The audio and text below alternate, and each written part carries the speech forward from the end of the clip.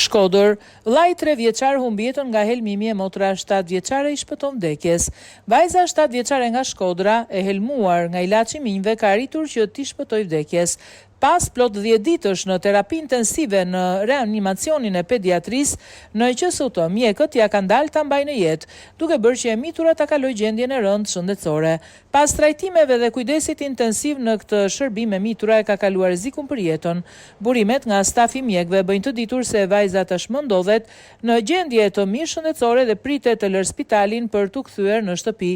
Ditë më parë, vajza humbi edhe vllain e saj 3 vjeçar, i cili nuk mundi t'i mbijetonte intoksikacioni të fortë nga ilaçi i minjve që prindrit kishin vendosur për të spërkatur minjt në një mjedis pranë shtëpisë. Ndërkohë mësohet se 7 vjeçaria sapo është bërë me një motor. Disa ditë pas tragjedisë, nëna e saj ka sjellë në jetë fëmijën e tretë, e cila është vajzë.